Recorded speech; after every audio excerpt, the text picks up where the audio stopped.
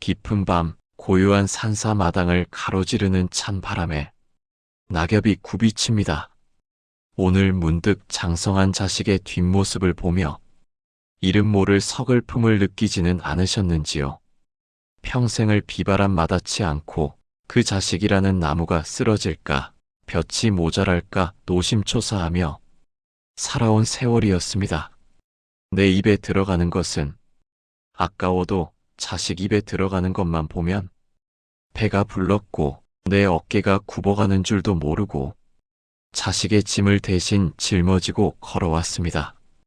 그런데 참으로 이상한 일입니다.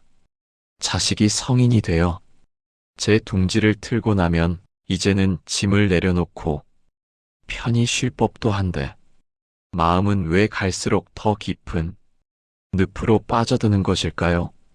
내가 어떻게 키웠는데 나한테 이럴 수 있나 하는 서운함이 불쑥 솟구치고 자식의 무심한 말 한마디에 가슴이 갈기갈기 찢어지는 듯한 통증을 느낍니다. 부처님은 말씀하셨습니다. 우리가 겪는 노년의 가장 큰 고통은 자식이 불효해서가 아니라 우리가 자식에게 건네는 어떤 말과 그 속에 담긴 지나친 기대라는 독이 든 잔 때문이라고 말입니다. 자식은 전생의 빚을 갚으러 오기도 하고 받으러 오기도 하는 묘한 인연입니다. 하지만 가장 중요한 사실은 그 자식이 이번 생을 다 살고 나면 결국 각자의 업보를 따라 흩어질 나그네라는 점입니다. 부처님은 말씀하셨습니다. 자식에게 진심으로 사랑을 전하고 싶다면 오히려 입을 닫고 마음을 갈무리하여 나만의 비밀을 간직해야 한다고 말입니다. 자식에게 절대 해서는 안 될 말, 그리고 남은 생을 찬란한 황금빛으로 물들여줄 단 하나의 비밀은 대체 무엇일까요? 이제 함께 깊은 숲길을 걸으며 가슴속에 맺힌 응어리를 하나씩 풀어내 보려 합니다. 부처님께서 제자들에게만 은밀히 일러주셨던 노년의 품격과 평온을 지키는 그 신비로운 지혜의 문을 지금부터 함께 열어보겠습니다. 이 여정이 끝날 때쯤 자식이라는 짐을 내려놓고 비로소 자유로운 한 마리의 새처럼 비상하게 될 것입니다. 오늘 저와 함께하는 이 마음 공부가 여러분의 지친 일상에 작은 쉼표가 되길 바랍니다. 이런 따뜻한 위로의 시간이 도움이 되신다면 구독과 좋아요로 함께 해주세요. 옛날 인도의 수다타라는 부유한 노인이 있었습니다. 그는 평생 덕을 쌓고 자비로웠으나 자식들에 대한 사랑만큼은 지나치게 깊었습니다. 그는 자신이 죽고 나면 자식들이 고생할까봐 걱정되어 살아생전에 모든 곳간의 열쇠를 자식들에게 나누어 주었습니다. 너희들이 나를 끝까지 보살펴 줄 테니 내가 이것을 쥐고 있어 무엇하겠느냐 하며 웃었지요. 그러나 재산이 자식들의 손에 들어간 그날부터 수다타의 방에는 온기가 사라졌습니다. 자식들은 서로 재산을 더 차지하려 다투었고 늙고 병든 아버지는 거추장스러운 짐처럼 여겨지기 시작했습니다. 결국 수다타는 차가운 뒷방에서 끼니조차 제때 얻어먹지 못하는 처지가 되어 눈물을 흘렸습니다. 한때 저작거리에서 가장 존경받던 노인이 이제는 자식들의 눈치를 보며 한 끼를 구걸해야 하는 신세가 된 것입니다. 수다타는 밤마다 천장을 바라보며 후회의 눈물을 흘렸습니다. 자식들을 믿었던 자신의 순진함을 너무 이른 시기에 모든 것을 내어준 어리석음을 말입니다.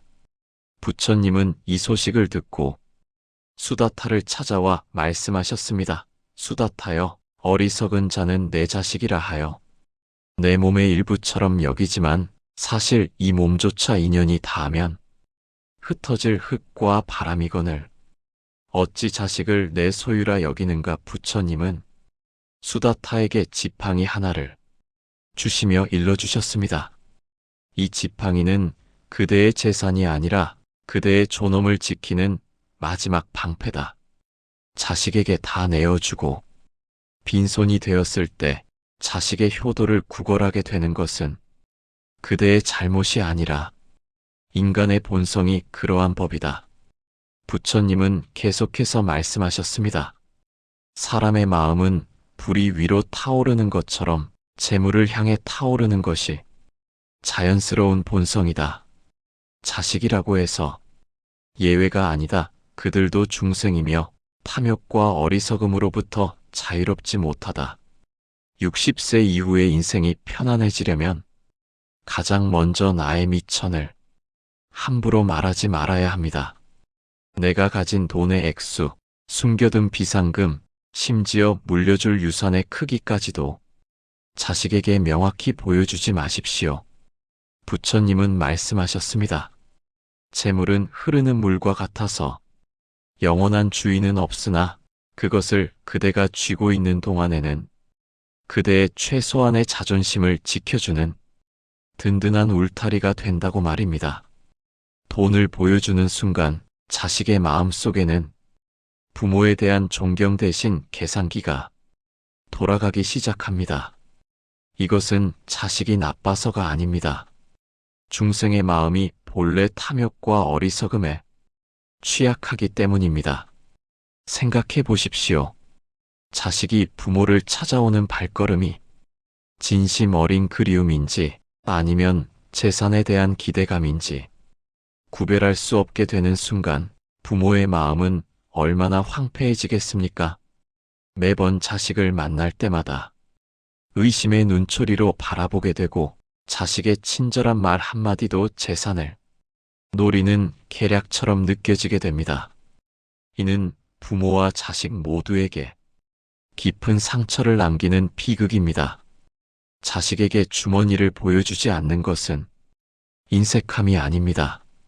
자식이 부모를 재물로 판단하게 하여 죄를 짓지 않게 하려는 부모가 줄 수 있는 가장 깊은 자비입니다. 그대가 마지막까지 지팡이를 짚고 서 있을 힘이 있어야 자식도 그 지팡이를 짚은 그대의 손을 조심스럽게 잡아줄 것입니다. 부처님은 또한 말씀하셨습니다. 자식에게 모든 것을 주는 것이 사랑이 아니라 자식이 스스로 살 수 있도록 공간을 남겨두는 것이 진정한 사랑이다. 그대의 경제적 여유는 그대만의 비밀 정원으로 남겨두십시오. 그 정원에서 그대는 누구의 눈치도 보지 않고 자유롭게 숨 쉴 수 있을 것입니다. 경전에 기록된 부처님의 실화에 따르면 바라드바자라는 노인이 있었습니다. 그는 아들 7을 모두 훌륭하게 키워냈지만 늘 아들들을 만날 때마다 과거의 고생담을 늘어놓았습니다. 내가 너희를 공부시키려고 남의 집 머슴살이까지 했다. 내가 입을 것 못 입고 너희를 입혔으니 너희는 내 은혜를 평생 잊어서는 안 된다라며 매일같이 공덕을 읊어댔습니다. 아들들은 처음엔 고개를 숙였으나 시간이 지날수록 아버지의 부름을 피하게 되었습니다. 만날 때마다 빚독촉을 받는 기분이 들었기 때문입니다. 바라드바자는 이해할 수 없었습니다. 자신이 그토록 희생한 것을 아들들이 알아주기를 바랐을 뿐인데 왜 아들들은 점점 더 멀어져 가는 것일까요? 그는 더욱 목소리를 높여 자신의 희생을 외쳤지만 아들들의 발걸음은 더욱 빨라질 뿐이었습니다. 부처님은 말씀하셨습니다. 진정한 보시는 준 뒤에 주었다는 생각조차 먼지처럼 날려버리는 무주상봇이다. 자식을 키운 공덕을 장부에 적어두듯 기억하는 한 그대는 평생 자식에게 사랑이 아닌 채권을 회수하려는 채권자로 살게 될 것이다. 우리가 무심코 내뱉는 내가 너를 어떻게 키웠는데 라는 이 짧은 한마디는 자식의 가슴에 고마움에 꽃을 피우는 것이 아니라 숨막히는 거부감의 대못을 박는 일입니다. 이 말은 자식에게 이렇게 들립니다. 너는 나에게 영원히 갚을 수 없는 빚을 지고 있다. 너의 행복도, 너의 선택도, 너의 모든 것은 내 희생의 결과이니 너는 평생 나에게 복종해야 한다. 자식을 키운 세월은 부모라는 인연의 옷을 입고 수행해온 소중한 시간이었을 뿐입니다. 그 아이가 걸음마를 뗐을 때 느꼈던 환희, 그 아이가 처음 엄마, 아빠라고 불렀을 때의 그 벅찬 감동으로 이미 충분한 보상을 받았습니다. 그 작은 손이 그대의 손가락을 꼭 잡았을 때의 그 온기, 열이 나서 밤새 뒤척이는 아이를 품에 안고 있을 때 느꼈던 그 애틋함, 아이가 학교에서 상을 받아왔을 때의 그 자랑스러움, 이 모든 순간이 이미 그대가 받은 선물이었습니다. 부처님은 말씀하셨습니다. 베푼 것을 잊지 못하는 마음은 독과 같아서 결국 베푼 사람의 가슴을 먼저 태운다고 말입니다. 과거의 희생을 입에 담는 순간 그 아름다웠던 추억들조차 거래의 증서로 변질되어 버립니다. 그리고 가장 아이러니한 것은 부모가 희생을 강조할수록 자식은 그 희생의 무게를 더욱 무겁게 느끼고 결국 그 무게를 견디지 못해 도망치게 된다는 사실입니다. 이제 과거의 희생을 훈장처럼 꺼내어 자식의 오늘을 구속하지 마십시오. 그 말을 멈추는 순간 자식은 비로소 그 고생을 가슴 깊이 스스로 깨닫게 될 것입니다. 부모가 입을 닫아야 자식의 귀가 열리고 부모가 공덕을 잊어야 자식의 효심이 싹 트는 법입니다. 고요한 연못에 돌을 던지지 않아야 물결이 저절로 아름다운 무늬를 그리듯이 부모가 말을 아껴야 자식의 마음속에서 진정한 감사가 자라납니다. 자식에게 빚쟁이 취급을 받으며 쓸쓸한 노후를 보내고 싶지 않다면 오늘부터 그 희생을 깊은 바다에 던져버리십시오. 그리고 이렇게 말해보십시오. 그때는 그것이 내가 할 수 있는 최선이었고 나는 그 시간들을 기꺼이 선택했다라고 말입니다. 부처님은 말씀하셨습니다. 각자는 자기 자신의 업이라는 수레를 끌고 가는 나그네다. 아무리 사랑하는 사이라 할지라도 그 수레의 바퀴를 대신 돌려줄 수는 없다. 노년의 평온을 깨뜨리는 가장 큰 범인은 바로 자식에 대한 지나친 간섭입니다. 자식이 어떤 배우자를 만나든 아이를 어떻게 훈육하든 그들의 살림살이가 마음에 차지 않더라도 입을 꾹 닫으십시오.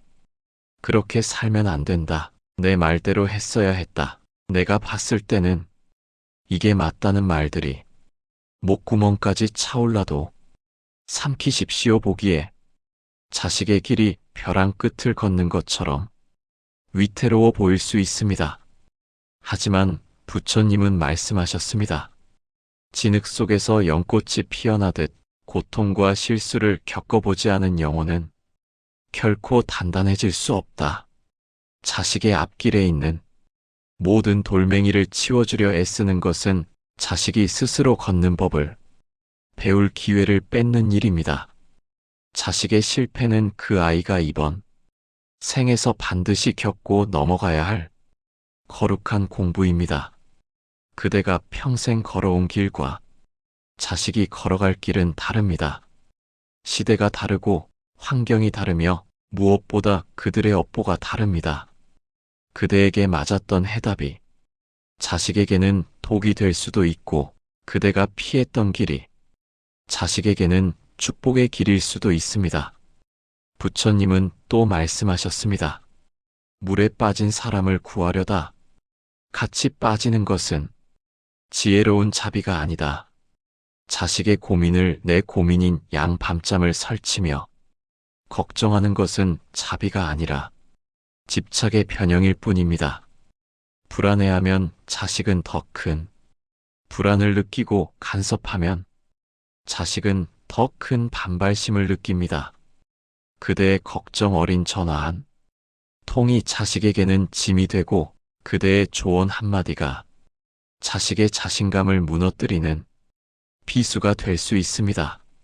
자식이 그대에게 고민을 털어놓는다면 그것은 해결책을 원해서가 아니라 그저 들어주기를 바라는 것입니다. 해줄 수 있는 최선은 그저 따뜻한 차 한 잔을 내어주고 애썼다라는 짧은 한마디와 함께 묵묵히 뒤에서 관세음보살의 자비로운 마음으로 기도를 올리는 것뿐입니다. 우리 아이가 스스로 지혜를 찾을 수 있기를, 이 시련을 통해 더 단단하게 성장할 수 있기를 하고 기도하십시오. 부모가 자식의 인생에서 한 걸음 물러날 때 자식은 비로소 부모를 의지하는 지팡이가 아닌 자신을 비추는 거울로 여기게 됩니다. 자식의 인생은 자식의 몫으로 남겨두고 그대는 그대의 삶이라는 밭을 일구십시오. 그것이 가장 우아한 노년의 모습입니다. 그대가 자신의 삶을 풍요롭게 가꾸는 모습을 보여주는 것이 100마디 충고보다 더 큰 가르침이 됩니다. 부처님은 말씀하셨습니다. 홀로 태어나 홀로 죽어가는 것이 인간의 필연적인 운명이거늘 어찌하여 자꾸 타인의 온기에 기대어 추위를 피하려 하는가. 나이가 들면 육신은 여기저기 고장이 나고 마음은 시린 서리처럼 고독해집니다. 이때 많은 분이 자식에게 전화를 걸어 아픈 곳을 낱낱이 이야기하고 외로운 마음을 알아달라며 투정을 부리곤 합니다. 어제는 무릎이 이렇게 아프더라. 요즘 혼자 있으니 너무 외롭다. 다른 집 자식들은 매일 전화한다던데 하며 자식의 마음을 흔듭니다. 하지만 부처님은 말씀하셨습니다. 자식은 그대의 감정을 받아내는 그릇이 아니라고 말입니다.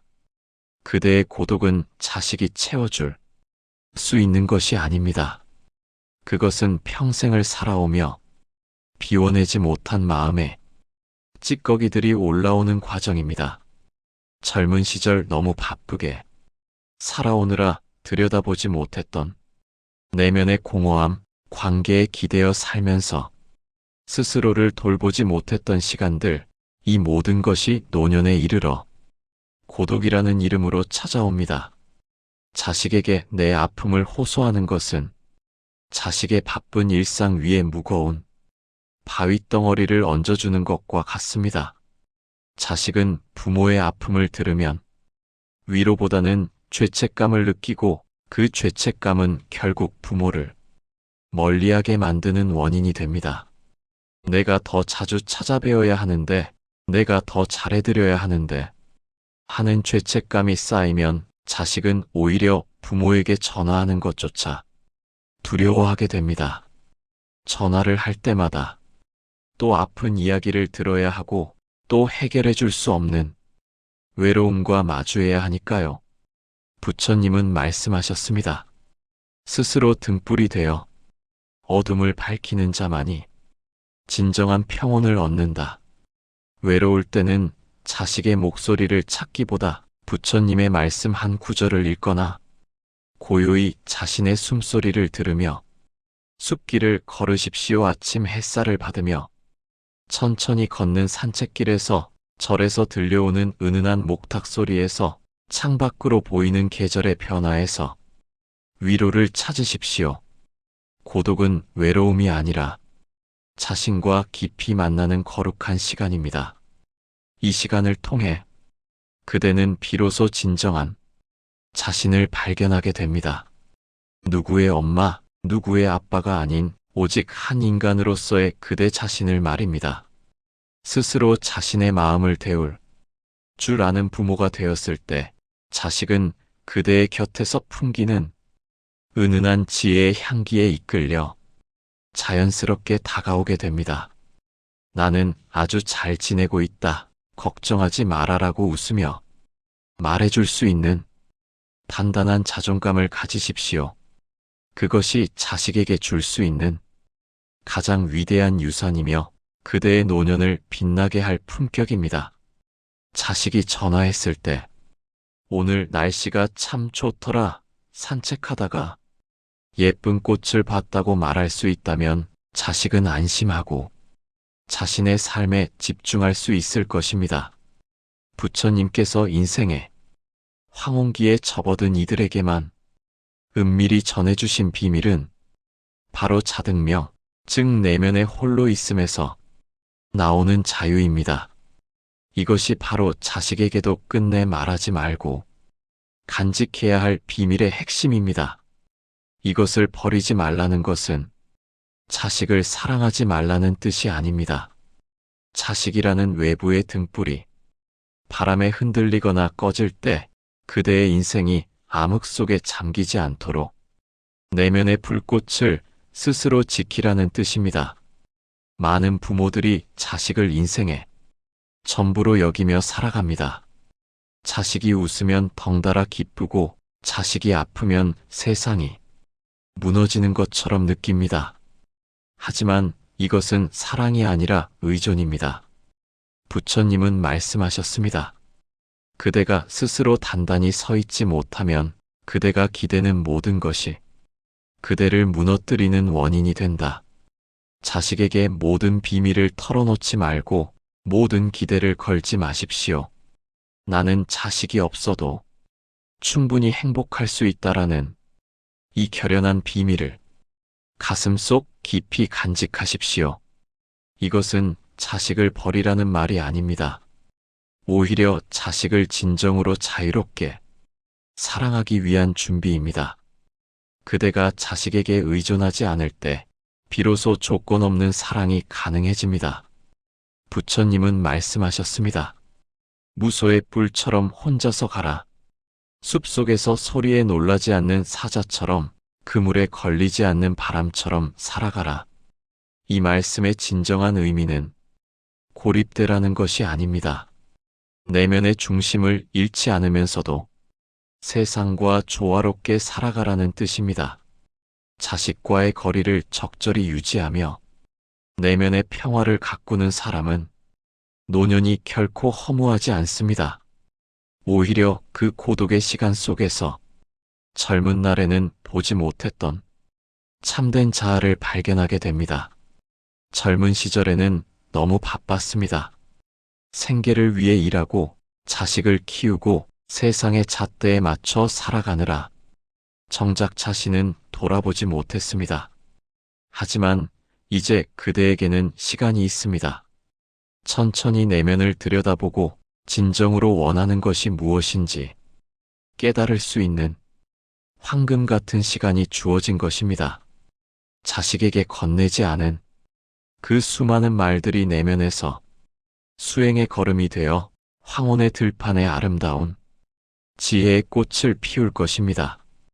비밀은 숨기는 것이 아니라 그대의 영혼을 보호하는 거룩한 성벽입니다. 그 성벽 안에서 누구의 부모가 아닌 오직 존엄한 한 인간으로서 진정한 평온을 누리십시오. 부처님은 말씀하셨습니다. 세상의 모든 것은 변하고 흩어지지만 그대 내면의 평화만큼은 누구도 빼앗아 갈 수 없다. 이 평화를 지키는 것, 그것이 바로 그대가 평생 간직해야 할 가장 소중한 비밀입니다. 자식이 찾아와도 찾아오지 않아도 그대의 평화는 흔들리지 않습니다. 자식이 효도를 하든 하지 않든 그대의 존엄은 여전히 빛납니다. 이것이 진정한 자유이며 부처님께서 말씀하신 해탈의 경지입니다. 오늘 나눈 이야기들이 혹시 자식에게 너무 냉정하게 느껴지셨습니까? 부처님은 결코 인색함을 가르치지 않으셨습니다. 다만 집착이라는 이름의 쇠사슬이 사랑이라는 이름으로 둔갑하여 그대와 자식을 동시에 파멸로 이끄는 것을 경계하라고 하신 것입니다. 진정한 사랑은 집착하지 않는 것입니다. 붙잡지 않는 것입니다. 자유롭게 놓아주는 것입니다. 새장 안에 새를 사랑한다면 새장 문을 열어주어야 합니다. 비록 그 새가 날아가 버릴까봐 두렵더라도 말입니다. 하지만 신기한 일이 벌어집니다. 새장 문이 열려 있을 때 새는 오히려 더 자주 돌아옵니다. 억지로 가둬두지 않기 때문입니다. 자식에게 말을 아끼고 주머니를 닫는 것은 그대를 지키는 최소한의 예의이자 자식이 자신의 날개로 세상을 훨훨 날아갈 수 있게 해주는 고귀한 자비의 실천입니다. 부처님은 이렇게도 말씀하셨습니다. 진정으로 사랑한다면 상대가 그대 없이도 행복할 수 있도록 도와주어라. 자식이 그대 없이도 행복할 수 있다면 그것이야말로 부모로서 성공한 것입니다. 자식이 부모에게 의존하지 않고 스스로의 힘으로 당당히 살아간다면 그것이 바로 그대가 평생 바라던 것 아니었습니까? 참으로 장하십니다. 평생을 자식이라는 우상을 섬기느라 잊고 살았던 그대 자신이라는 진짜 부처를 이제는 먼저 돌봐주십시오. 그대 안에도 부처의 성품이 있습니다. 그 성품은 나이가 들수록 더욱 밝게 빛납니다. 세월이 그대의 얼굴에 주름을 새겼다면 그것은 살아온 세월의 지혜가 새겨진 아름다운 경전입니다. 자식의 문자 한 통에 가슴 졸이지 않아도 재산의 액수에 연연하지 않아도 그대는 이미 우주 전체를 품을 만큼 거룩한 존재입니다. 부처님은 말씀하셨습니다. 하늘 위에도 땅 아래에도 세상 어디에도 그대보다 더 소중한 존재는 없다. 그러므로 자신을 사랑하고 존중하라. 이 말씀을 가슴 깊이 새기십시오. 그대는 누구보다 소중한 존재입니다. 자식에게 필요한 존재여서가 아니라 그대 자체로 완전하고 거룩하기 때문입니다. 오늘 밤엔 자식 걱정 대신 그대의 여린 숨소리에 귀를 기울이며 그동안 참 고생 많았다. 이제는 편히 쉬어도 된다라고 스스로를 따뜻하게 안아주십시오. 거울 앞에 서서 그대 자신을 바라보십시오. 그 얼굴에 새겨진 주름 하나하나가 모두 살아온 증거이며 사랑한 흔적이며 견뎌낸 역사입니다. 다 고생했다. 잘 견뎌줘서 고맙다 하고 그대 자신에게 말해주십시오. 그대의 남은 여정이 석양보다 붉고 아름답게 빛나기를 이 산사의 고요함을 빌려 간절히 축원하겠습니다. 저 멀리 산 너머로 해가 지고 있습니다. 하늘은 황금빛과 붉은빛으로 물들어 있습니다. 석양이 아름다운 이유는 그것이 끝이 아니라 새로운 시작을 알리는 신호이기 때문입니다. 밤이 지나면 다시 아침이 오듯이 그대의 노년도 끝이 아니라 새로운 시작입니다. 이제껏 살아온 방식을 내려놓고 진정한 자유를 향해 나아가는 새로운 여정의 시작입니다. 부처님은 말씀하셨습니다. 나이는 숫자에 불과하다. 중요한 것은 그대의 마음이 얼마나 자유로운가이다. 그대의 마음이 자유로울 때 나이는 아무런 의미가 없습니다. 오히려 나이가 들수록 더 깊어지는 지혜, 더 너그러워지는 마음, 더 맑아지는 영혼을 경험하게 됩니다. 이것이 바로 노년의 축복입니다. 그대 진심으로 고귀합니다. 그리고 당신은 지금 이대로 충분합니다. 완벽해질 필요도 누군가에게 인정받을 필요도 없습니다. 그대는 이미 완전합니다. 숨 쉬고 있다는 것만으로도, 여기 존재한다는 것만으로도 그대는 우주의 기적입니다. 이제 깊은 숨을 한번 들이마시고 천천히 내쉬십시오. 그 숨결 속에 우주의 모든 지혜가, 부처님의 자비가, 그리고 그대 자신의 고귀함이 담겨 있습니다. 오늘 이 말씀이 그대의 가슴에 작은 씨앗으로 심어지기를 바랍니다. 그 씨앗이 싹을 틔우고 자라나 언젠가 아름다운 지혜의 나무가 되어 그대의 노년을 시원하게 그늘 지워주기를 기도합니다. 고요한 산사에 저녁 종소리가 울려 퍼집니다. 그 소리에 실려 부처님의 자비가 그대에게 가닿기를. 그대의 남은 날들이 평화롭고 자유롭기를. 그대가 진정으로 행복하기를. 나무아미타불. 관세음보살 부처님께서는 좋은 가르침을 주변에 나누는 것 또한 큰 복을 쌓는 일이라 하셨습니다.